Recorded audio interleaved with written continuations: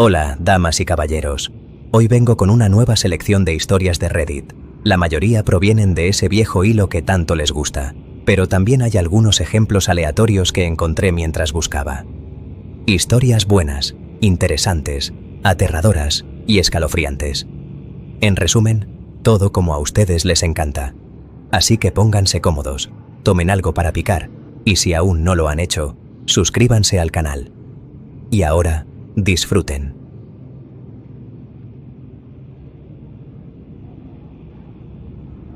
Una noche, cuando tenía 13 años, me vino la regla por primera vez y, sin querer, me quedé dormida boca arriba. Normalmente duermo exclusivamente de lado, así que para mí fue muy extraño. Soñé que estaba sentada en una silla.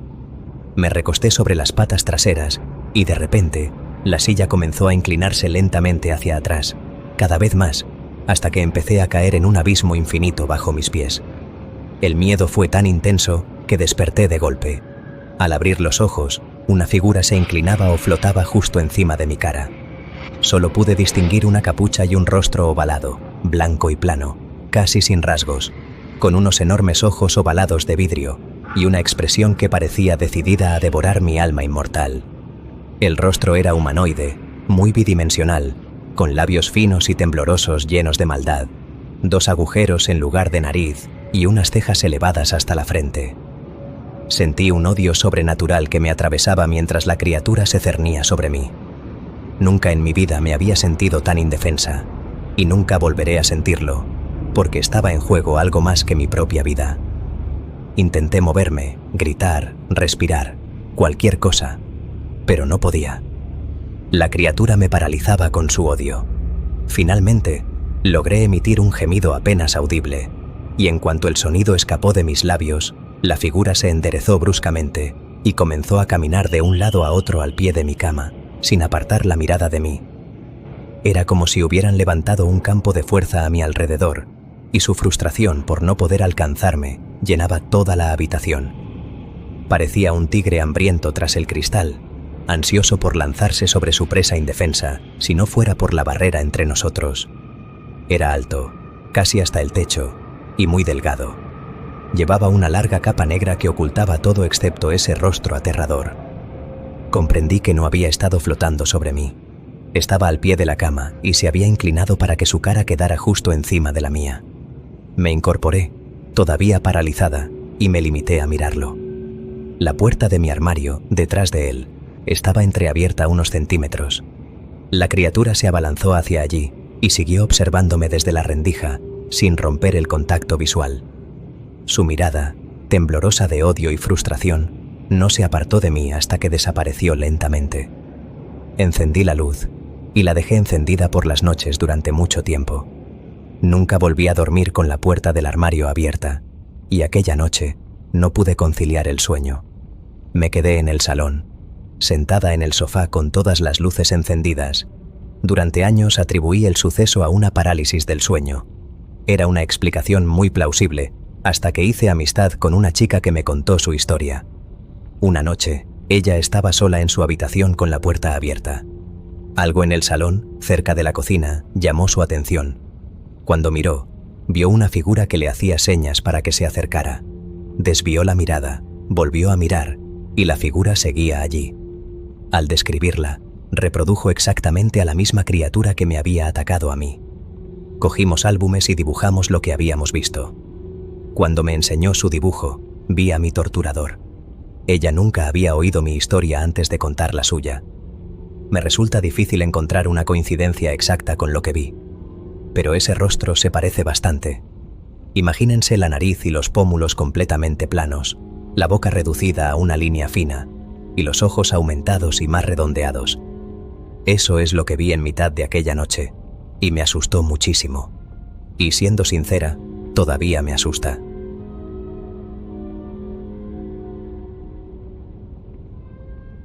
Tengo 22 años. En el destartalado Jetta suena Susie and the Bunch en vinilo. Por fin estoy saliendo de Fairfax. En serio, ese lugar es la encarnación de los suburbios infernales. Han pasado 6 meses desde que rompí con Liam. Qué idiota era. No soportaba mi creatividad, Llamaba a mi música ruptura de tímpanos. Bueno, da igual. Estar sola incluso es divertido. En fin, voy a casa de mi padre. Vive en medio de la nada, en las montañas. Es bonito, pero inquietante. Las luces de la ciudad se desvanecían en el espejo retrovisor, convirtiéndose en una masa borrosa. Las púas del collar me pinchaban el cuello, pero se puede soportar. Es por la estética. En cuanto salí a la carretera, fue como si hubiera entrado en otro mundo.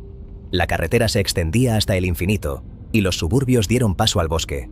Árboles retorcidos, con ramas nudosas pegadas al arcén, como viejos de dedos huesudos. Lo juro. La señal del teléfono desapareció. Claro, solo quedábamos yo, el coche y la oscuridad que se cernía. La carretera se estrechó, llena de grietas, y tras cada bache, el coche traqueteaba como si fuera a desmoronarse. Me ponía nerviosa. Entre los árboles vislumbraba movimientos, sombras demasiado altas y delgadas. Tal vez era paranoia. La vida en la ciudad desgasta los nervios. Cuanto más me adentraba en las montañas, más extraño se volvía todo. El aire se enfrió bruscamente y una densa niebla se abatió sobre mí, como en una película de terror. Los faros apenas perforaban la niebla y la carretera serpenteaba tanto que casi no veía nada. El corazón me latía con fuerza y la nuca se me cubrió de piel de gallina. Tenía la sensación de que me vigilaban, y entonces lo vi. A lo lejos brilló una luz. Al principio me alegré, pensé que era una casa, pero se movía de forma extraña, no como un edificio o un coche. Al acercarme, distinguí una linterna en manos de una persona en medio de la carretera. Alto, con una capa, el rostro oculto por la sombra. Levantó la mano, como llamándome. Un escalofrío me recorrió. ¿Una broma? ¿Una alucinación? ¿O algo peor y siniestro? Mi pie se quedó suspendido sobre el freno.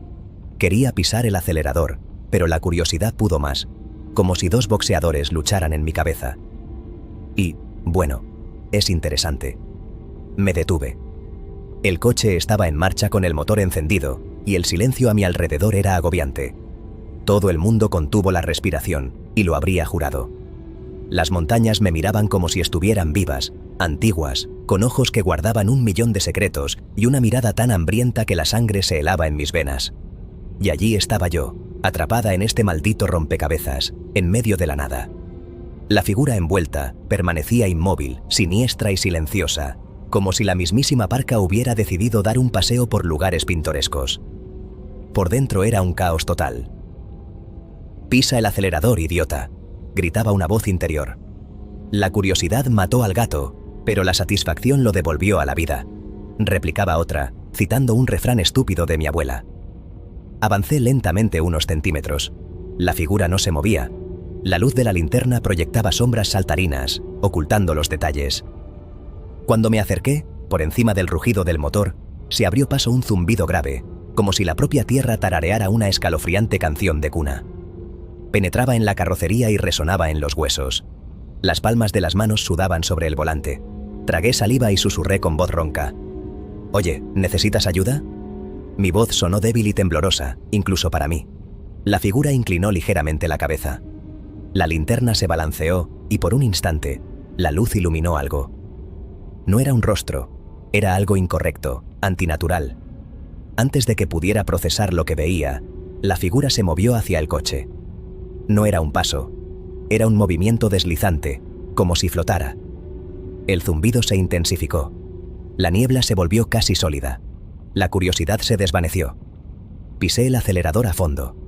El Jetta salió disparado, levantando grava bajo las ruedas. No miré atrás, solo corría por la carretera de montaña. La aguja del velocímetro subía. La niebla me perseguía, envolviendo el coche como un sudario. Y ese zumbido pulsaba en mis sienes, un recordatorio de la pesadilla que había dejado atrás. No me detuve hasta que vi la luz familiar del porche de la casa de mi padre en el valle. El alivio fue tan intenso que casi vomito. Apagué el motor y me quedé allí, temblando. Mi padre salió corriendo al porche. «Hija, ¿qué pasó?» «Pareces que has visto un fantasma». «Algo así», murmuré. No le conté todo. Habría pensado que estaba loca. Pero, sentada bajo la luz segura de la lámpara, comprendí que las montañas guardan secretos, y algunos secretos es mejor no perturbarlos.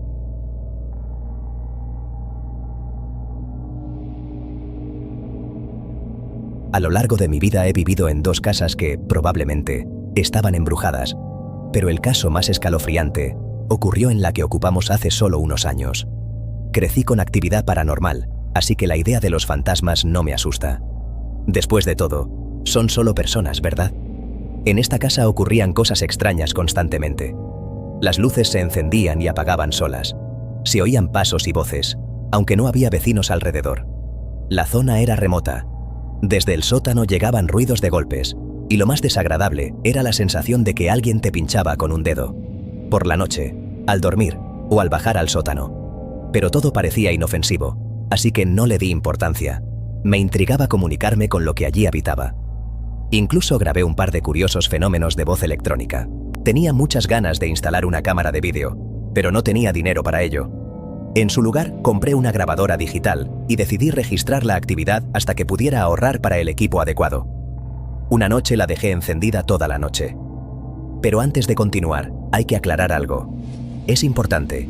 Primero, la casa originalmente era de una sola habitación, pero con el tiempo se le añadieron una cocina, un dormitorio, un baño, una lavandería y luego otra sección, un segundo dormitorio, un aseo para invitados y una nueva cocina. La antigua se convirtió en comedor. En resumen, la casa se construyó de forma caótica y el sonido apenas viajaba de un extremo al otro. En segundo lugar, tengo un despertador con sonidos relajantes incorporados y siempre pongo el ruido de la lluvia. Como oigo un poco mal, siempre está al máximo volumen. Esa noche metí a mi perra anciana, Bonita, en su jaula y coloqué la grabadora entre el comedor y la lavandería, lo más lejos posible de nuestro dormitorio. A los otros 2 perros y al gato los llevamos a la habitación con nosotros y nos acostamos. Al día siguiente, empecé a escuchar la grabación, esperando captar algo inusual. Me llevó un par de días. Al principio se oye un ruido sordo. Soy yo colocando la grabadora en la mesa. Luego mis pasos.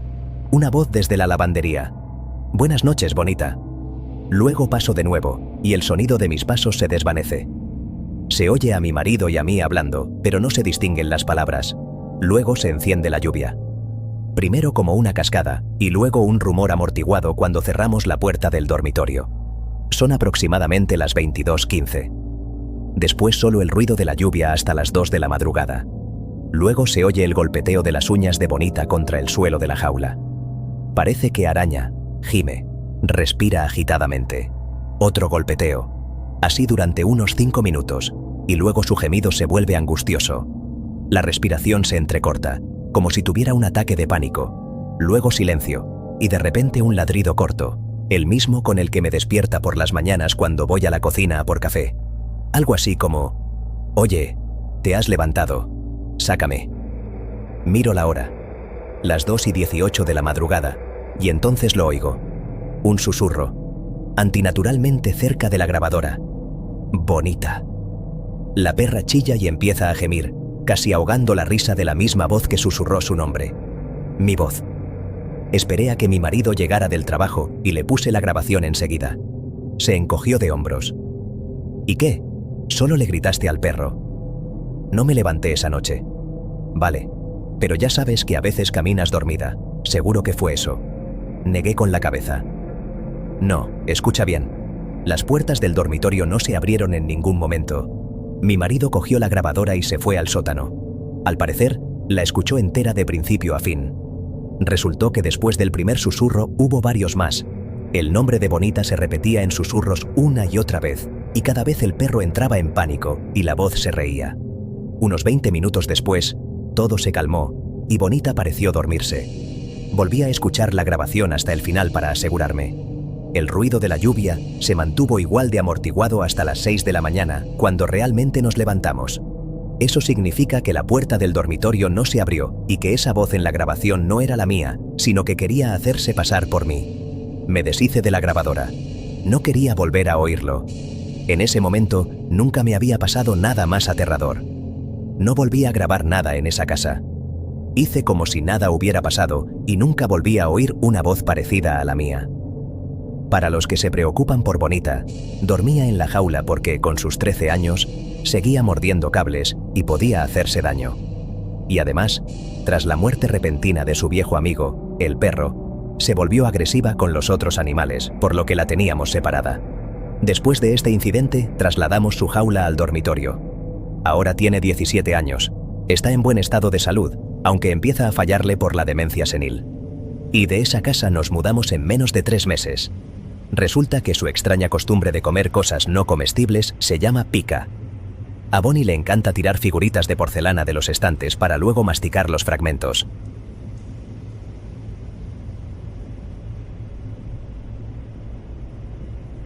Nos mudamos a esa casa sabiendo que los antiguos propietarios, un matrimonio, habían muerto allí con varios años de diferencia. No nos preocupó, y tampoco esperábamos actividad paranormal. Las primeras rarezas empezaron unos 4 meses después. Y, aparte del incidente con la grabación, todo era bastante inofensivo.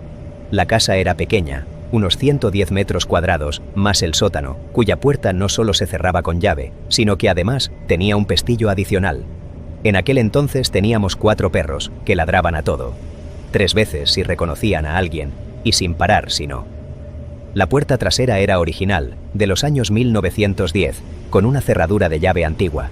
Solo teníamos una llave, y la dejábamos en la cerradura para no perderla. La puerta cerraba mal. Había que apoyar la rodilla y empujar con todas las fuerzas para que el pestillo encajara. Cada mañana la encontrábamos abierta de par en par. Una vez, mi marido y yo llegamos tarde del trabajo, y al volver, sacamos rápidamente a los perros para que no hicieran pis en casa. Nos separamos. Yo saqué al perro mayor por la puerta principal, y mi marido sacó a los 2 chihuahuas por la puerta trasera. Cuando entré, oí girar la llave en la cerradura y pensé que mi marido también había vuelto. Pero al instante entró él con los perros y me preguntó por qué lo había encerrado. Después de esto, empezamos a dejar la llave en el estante, y la puerta dejó de abrirse sola. Si te sentabas en el sofá, a la derecha se veía a través del comedor hasta un pasillo corto. A la izquierda, detrás de la esquina, estaba el baño. Cuando la luz estaba encendida, iluminaba todo el pasillo y parte del comedor. Esa luz se encendía y apagaba sola. Llamamos a electricistas tanto antes de comprar la casa como al cabo de 1 año, pero solo se encogían de hombros. El cableado estaba en perfecto estado. Al final empezamos a decir en voz alta: «Apaga la luz, por favor». Y se apagaba. Todos, yo, mi marido, los invitados, incluidos mi hijo y mi nuera, sentíamos por la noche como si nos pincharan con un dedo. La sensación no era agradable, pero daba la impresión de que era un niño intentando llamar la atención. Lo mismo ocurría en el sótano a cualquier hora del día. Una vez bajé y vi a mi marido. Estaba haciendo algo, absorto en su trabajo con auriculares y de espaldas a mí. Le toqué el hombro. Ninguna reacción. Volví a tocarle. Nada. La tercera vez se giró bruscamente, levantando el puño. Ante mi pregunta asustada respondió: «Algo en este sótano lleva 1 hora pinchándome en la espalda». A veces se oían golpes desde abajo, como si alguien estuviera clavando clavos. Por la noche oíamos a alguien subir corriendo las escaleras, detenerse en la puerta y bajar lentamente. En el sótano no había nadie, y no había otra entrada. El caso más evidente ocurrió cuando creo que vi el espíritu de la antigua dueña. Mi compañera de trabajo y yo nos turnábamos para llevar al trabajo y ahorrar gasolina. Ese día me tocaba a mí. Era invierno, en diciembre, y arranqué el coche para calentar el motor. Al volver a casa, revisé que todo estuviera en orden con los animales, que las puertas estuvieran cerradas y los electrodomésticos apagados. Lo último fue la lavandería.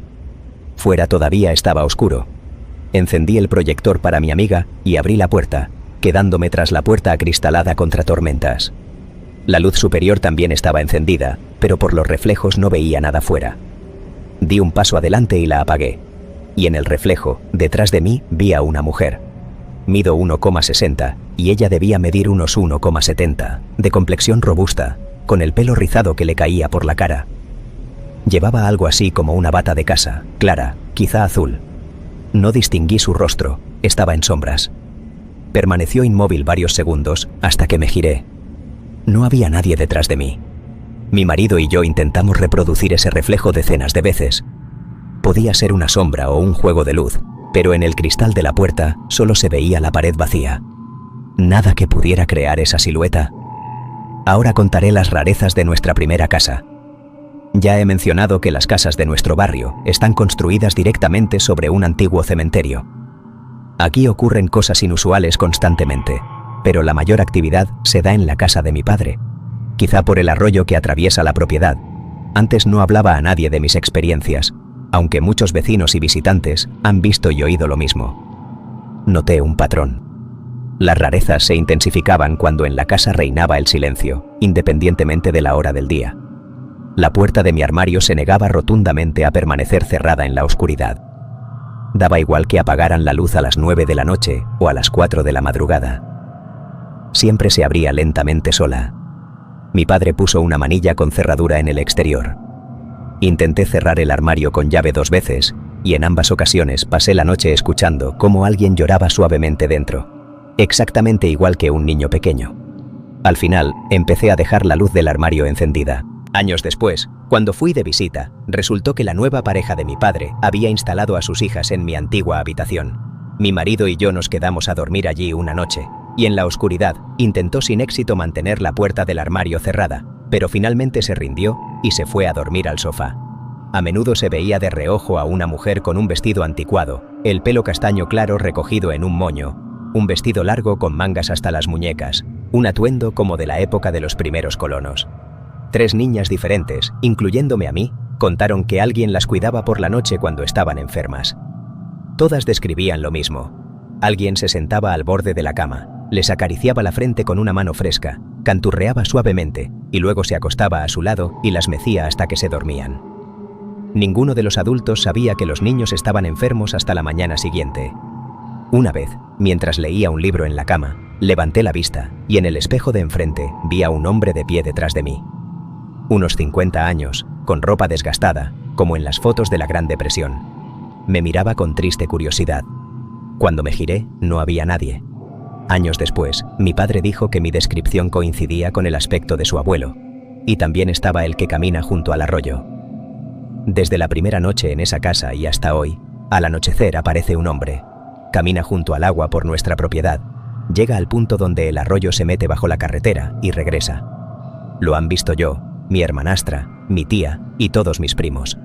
Bajo, corpulento, con pantalones oscuros y camiseta blanca. En 2008, cuando ya me había mudado, la novia de mi padre confesó que le daba miedo el hombre del arroyo. Mi padre sugirió que era un vecino. Mientras hojeaban un álbum de fotos, la mujer gritó de repente, señalando una foto antigua. «Ese es, el vecino del arroyo». Mi padre se rió y dijo que era su abuelo, fallecido en 1973. Esa misma noche, la mujer hizo las maletas y se fue, negándose incluso a recoger sus pertenencias. Estas son algunas de las historias extrañas que recordaba.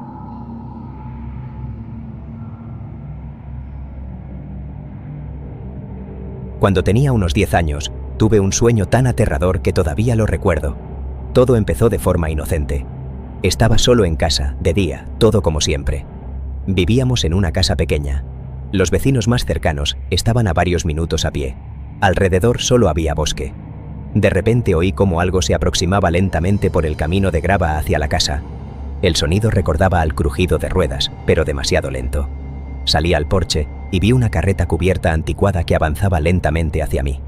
Por alguna razón, me invadió un terror inmediato y entré corriendo, cerrando todas las puertas con llave. Luego bajé al sótano.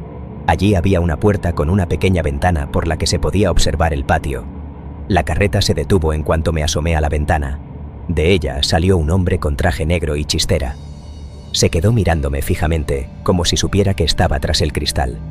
Al asegurarse de que lo veía, se dirigió lentamente a la parte trasera de la carreta y descorrió la lona. Bajo el toldo colgaban personas de las barras transversales, cuerdas alrededor del cuello, piernas colgando sin vida. Parecían muertos.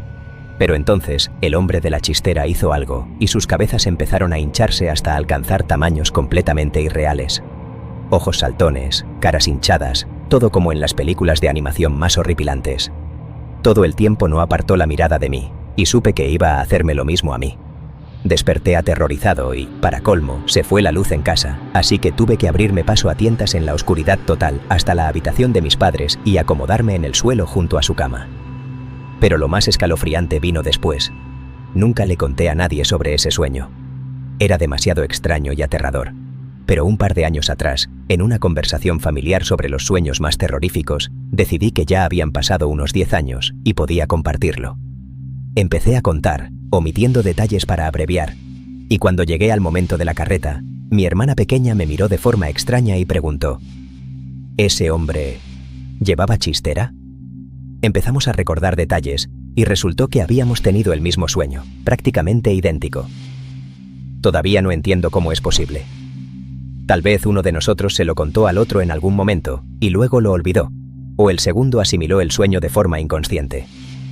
Pero estoy seguro de que no se lo conté a nadie. Me parecía demasiado absurdo. Incluso ahora, cuando lo recuerdo, me estremezco. Y sí, sigue siendo el sueño más aterrador de mi vida.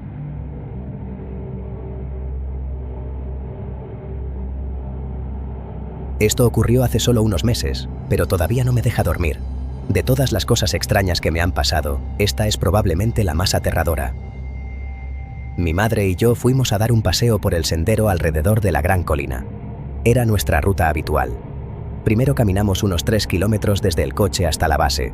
Luego empezamos a subir hacia el sendero circular de la cima, un poco menos de 1 kilómetro alrededor.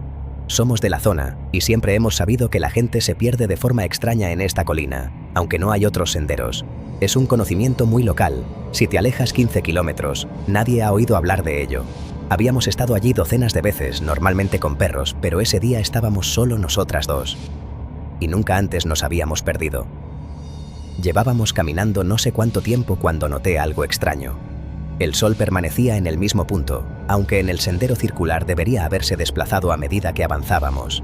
Y por la hora ya deberíamos haber empezado a bajar, pero el sendero seguía perfectamente llano. Desde pequeña me enseñaron a orientarme por el sol y los signos naturales. Suelo recorrer bosques sola, a pie o a caballo, pero en ese momento no podía recordar ese tramo del camino. Y además, llevábamos bastante tiempo caminando en silencio. Aquí empezó lo más extraño. Saqué el teléfono, 14:37, sin cobertura, aunque normalmente aquí la señal es excelente. Habíamos salido a las 11 de la mañana. En ese momento sentí un escalofrío recorriéndome la espalda. Este paseo nunca duraba más de 1 hora y media desde el coche y de vuelta. El sol debería estar en el cenit, pero colgaba bajo, como si ya hubiera caído la tarde. Recordé la hora porque cuando me giré hacia mi madre, ella miraba a través de mí. Literalmente, durante 3 minutos se quedó quieta, mirando un punto vacío a su izquierda, como si yo me hubiera desvanecido. A las 14:40, ella despertó de repente. Para entonces, ya me había alejado. Tras 1 minuto de intentos inútiles por hacerla reaccionar. «¡Mamá, mamá!». Tirando de su hombro rígido, entré en pánico infantil, aunque ya tenía 20 años. Me senté en un tronco junto al sendero, temblando de miedo. Mi madre miró a su alrededor y dijo con voz apagada que no era la suya. «Parece que las hadas nos han atrapado. Tenemos que seguir», dijo. Hadas. Así llamábamos en mi familia a esas criaturas de los cuentos de miedo de mi abuela, que no eran hadas buenas, sino las que desvían a los viajeros y roban a los niños. Me levanté de un salto y la seguí, apenas pudiendo alcanzar su paso rápido. «¿Por qué has dicho eso?», pregunté. «¿Qué hora tienes en tu reloj?». Siempre llevaba un reloj mecánico de pila. Levantó la muñeca, la bajó y volvió a mirar. «No puede ser», yo solo negué con la cabeza. «Vale, sigamos». Caminamos, vagamos por un bosque desconocido que parecía no cambiar, sin curvas ni descensos.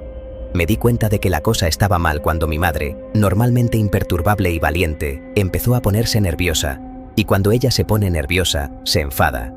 Se enderezó, alzó sus ojos gitanos que siempre lo ven todo y dijo al vacío como si hablara con una persona invisible: «¿Quién juega con nosotras? Devuélvenos». En respuesta llegó un no un sonido, sino más bien una oleada de risa grave a nuestras espaldas. Nos giramos y estábamos en la cima de la colina, en un cruce donde el sendero se bifurcaba a izquierda y derecha. No recordaba que hubiéramos elegido dirección, aunque normalmente discutimos sobre eso. Con calma, incluso demasiada calma, bajamos hacia la salida y llegamos al coche, aparcado junto a una iglesia antigua y un cementerio. La hora en el reloj del coche: 17:12. Según mis cálculos, deberíamos haber vuelto como muy tarde a las 12:45 si hubiéramos seguido la ruta normal, o sobre las 4 si nos hubiéramos guiado por nuestros relojes, que marcaban las 3 menos cuarto. En total perdimos casi 5 horas. Me han pasado muchas cosas terroríficas, pero esta es una de las peores experiencias. No estaba sola, era de día, un sendero conocido. ¿Dónde desaparecieron esas horas? ¿Dónde estaba ese bosque?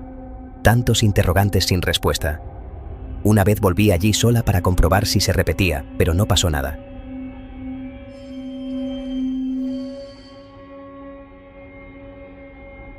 Vivo en un pueblo donde, a cientos de metros de mi casa, empieza el bosque y detrás se extiende un gran campo. Fue allí donde la primavera pasada ocurrió algo preocupante. 4 vacas desaparecieron sin dejar rastro. Aunque los animales no eran nuestros, todo el pueblo participó en la búsqueda. Los niños montaban en esas vacas y los adultos compraban leche a sus dueños. Al cabo de 4 días, las encontraron muertas. Al principio pensaron que había sido obra de lobos y que zorros y chacales simplemente habían terminado con los restos. Nada fuera de lo común. Suspiramos y nos fuimos. Ese verano, mi amiga y yo paseábamos por ese campo. De repente, algo se movió en el borde del bosque. Nos pusimos tensas, pensamos en lobos y nos apresuramos a irnos. Una noche especialmente bochornosa, no podíamos dormir. Salimos al patio, hicimos una hoguera para asar malvaviscos. Justo cuando estábamos en ello, oímos un susurro sospechoso entre los arbustos. Nos miramos y sonreímos. Probablemente ratas o gatos vecinos, como mucho los nuestros, aunque ellos dormían plácidamente en casa. Cerca de las 2 de la madrugada, ocurrió algo realmente aterrador. Los columpios del parque infantil empezaron a crujir y balancearse. El viento, pensé, pero los columpios pesados y viejos no podían moverse solos. Nos subimos a la valla y vimos que los columpios se balanceaban, aunque el aire estaba completamente en calma. Al fijarnos, distinguimos una figura en la oscuridad. Algo o alguien estaba sentado allí, mirándonos fijamente. Con la tenue luz de las farolas, alcanzamos a ver algo parecido a un animal. En ese instante, la sangre se nos heló en las venas. Santiguándonos, apagamos la hoguera presas del pánico y entramos literalmente volando en casa. Nunca habíamos corrido tan rápido. Corrimos las cortinas, cerramos todas las puertas con llave. Nuestros padres no estaban, se habían llevado a los gatos. En el pueblo dicen que los malos espíritus les temen. Colocamos varias cruces en las habitaciones y no pegamos ojo hasta el amanecer. Ha pasado un año y todavía no sabemos lo que era. Pero sabemos con certeza que desde la primavera hasta finales de otoño, esa cosa sigue viniendo. Se sienta en esos mismos columpios y observa a los que están despiertos por la noche. Desde entonces no nos arriesgamos a salir a pasear después del anochecer.